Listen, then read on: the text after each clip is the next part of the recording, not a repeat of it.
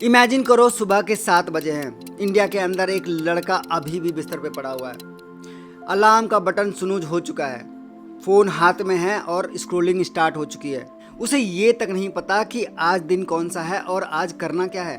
अब वहीं जापान में एक उसी उम्र का लड़का घर से निकल चुका है, लंच बना के गया है, घर सेट कर चुका है और सबसे बड़ी बात कि वो सुबह कोई भाग दौड़ नहीं करता क्योंकि वो पहले से ही सब कुछ सेट करके गया हुआ है। दोस्तों दोनों के पास 24 घंटे हैं, लेकिन फिर भी इतना फर्क क्यों? दोस्तों आज मैं आपको वो 5 सिस्टम बताऊंगा जो कि जापान के लोग बचपन से ही सीखते हैं, और अगर आपने ये 5 सिस्टम सीख लिया ना तो आपकी लाइफ का कंट्रोल आपके हाथ में हो जाएगा। दोस्तों ये 5 सिस्टम बहुत ही इंपॉर्टेंट और खास तौर से चौथा और पांचवा, इसलिए इस वीडियो को अंत तक जरूर देखिएगा। अगर आपने कुछ भी मिस किया तो आज अपनी लाइफ मिस कर दोगे। दोस्तों सिस्टम नंबर 1 है जिकान दोरोबो।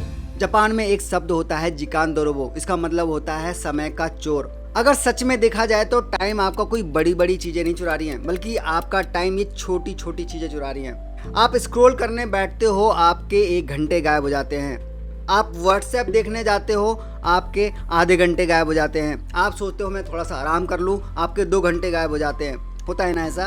और आपको ऐसा लगता है कि आपने कुछ भी नहीं किया। साइंस इसे कहती है अटेंशन रेजिड्यू। जब आप एक काम छोड़कर दूसरे काम पे जाते हो तो आपका दिमाग लगभग 20 मिनट तक अटका रह जाता है। मतलब आप किसी काम में पूरी तरह से फोकस होते ही नहीं हो। आज रात आपको एक काम करना है और काम ये करना है कि आपको पहचानना है कि कहाँ कहाँ आपका सेकंड गया, कहाँ आपका मिनट गया।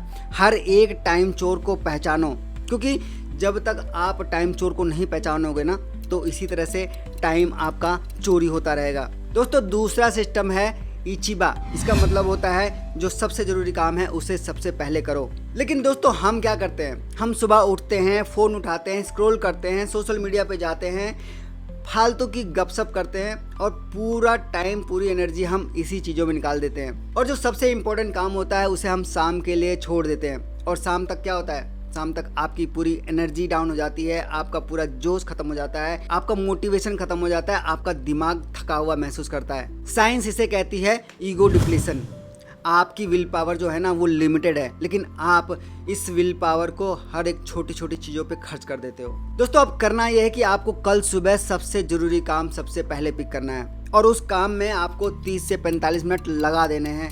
कोई फोन नहीं, कोई डिस्ट्रैक्शन नहीं, सिर्फ और सिर्फ काम। और यकीन मानो अगर आपने ये पूरा काम कर लिया ना तो आपने समझो अपना पूरा दिन जीत लिया। दोस्तों सिस्टम नंबर 3 है नेमावाशी, यानी कि रात को प्लान और सुबह में काम। हम क्या करते हैं? हम सुबह उठते हैं और ये सोचते हैं कि आज क्या करना है, फिर हम बुक्स ढूंढते हैं, फिर हम ये सोचते हैं कि कहाँ से स्टार्ट करें, और इसी तरह से हमारा 1 घंटा तो ऐसे ही चला जाता है। दोस्तों ये कोई आलस नहीं है, बल्कि ये है डिसीजन फैटिग। अब दोस्तों करना यह है कि रात में सिर्फ 10 मिनट कल के 3 काम लिखने हैं और कल के लिए हर चीज सेट कर लेनी है, और अगली सुबह जीरो थिंकिंग, सिर्फ और सिर्फ एग्जीक्यूशन। फर्क यहीं से शुरू होता है। सिस्टम नंबर 4 है मोटा नहीं, यानी कि वेस्ट का दर्द महसूस करो। दोस्तों जापान में एक पावरफुल शब्द होता है मोटा नहीं। इसका मतलब होता है कि अगर कोई चीज वेस्ट हो रही है ना तो आपके दिल में दर्द होनी चाहिए। दोस्तों हमारे साथ प्रॉब्लम यह है कि हम टाइम वेस्ट करते हैं लेकिन हमें कोई भी प्रॉब्लम नहीं होती, हमें कोई दर्द नहीं होता। लेकिन असली वेस्ट क्या है? असली वेस्ट है लिंगरिंग टास्क। फीस नहीं भरा, फॉर्म नहीं भरा, आपकी कई चीजें पेंडिंग है, मैसेज नहीं भेजा, डाउट क्लियर नहीं किया। दोस्तों ये छोटे काम आपके दिमाग में खुले लूप की तरह बन जाते हैं और साइंस इसे कहती है जाइग्रैनिक इफेक्ट। दोस्तों अब करना यह है कि शाम को 1 घंटा आप ये जितने भी छोटे छोटे काम है ना, छोटे छोटे पेंडिंग काम है ना, पहले इनको खत्म करो। और जब ये लूप बंद होंगे ना तो आपको रियली में महसूस होगा कि आपका दिमाग कितना हल्का हो गया है। दोस्तों सिस्टम नंबर 5 है हरा हाची बू। इसका मतलब होता है 80% कंप्लीशन।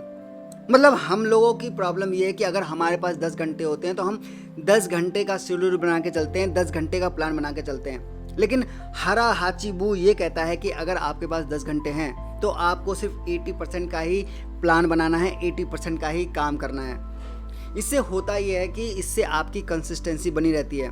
अब अगर आप 100% शेड्यूल बनाते हो, अगर किसी बार आप 100% अचीव नहीं कर पाए तो आपकी कड़ी टूट जाएगी, आपकी कंसिस्टेंसी टूट जाएगी और नेक्स्ट टाइम आपको वही काम बोझ लगेगा, आप नहीं करोगे। लेकिन दोस्तों अगर वहीं हम 20% बफर छोड़ दें तो अक्सर हम अपना काम फिनिश कर पाएंगे और इसी तरह से कंसिस्टेंसी बनी रहेगी। दोस्तों ये 5 स्टेप्स कोई स्टेप्स नहीं है बल्कि ये एक सिस्टम है। दोस्तों टाइम चोर पहचानो, सबसे जरूरी काम सुबह में करो, रात को प्लान करो, छोटे काम सबसे पहले कंप्लीट करो और 80% शेड्यूलिंग करो। और अगर ये आपने फॉलो कर लिया तो आप टाइम मैनेज नहीं करोगे बल्कि आप अपनी लाइफ मैनेज करोगे। दोस्तों आपके पास भी वही 24 घंटे हैं जो किसी सफल इंसान के पास होता है। फर्क सिर्फ इतना है कि कुछ लोग टाइम के पीछे भागते हैं और कुछ लोग टाइम को अपने पीछे लगाते हैं, काम करवाते हैं। और सच ये है कि आप गरीब पैदा हो सकते हो सकता है कि आपके पास रिसोर्सेज कम हो, लेकिन अगर आपने टाइम को कंट्रोल कर लिया ना तो आपकी लाइफ किसी भी दिशा में जा सकती है। दोस्तों आज रात सोने से पहले अपने आप से पूछना ये कि आज मेरा टाइम कहाँ गया। दोस्तों अगर आपको इस सवाल का जवाब मिल गया तो आपकी लाइफ बदलनी शुरू हो जाएगी, और अगर नहीं मिला तो आप बस बिजी रहोगे, प्रोडक्टिव नहीं रहोगे। दोस्तों अगर आपको इस वीडियो की कोई भी लाइन दिल को छू गई तो इस वीडियो को लाइक कर देना और चैनल को सब्सक्राइब कर देना। लेकिन उससे भी जरूरी बात यह कि कल से आप इनमें से कोई एक सिस्टम को फॉलो करेंगे, क्योंकि लाइफ जो है ना वो एक दिन में नहीं बदलती, लेकिन कोई एक दिन आपकी पूरी लाइफ बदल सकती है। दोस्तों इस वीडियो में बस इतना ही। मिलते हैं किसी और वीडियो में किसी और बेहतरीन जानकारी के साथ। तब तक आप अपना बहुत बहुत ख्याल रखिएगा। नमस्कार।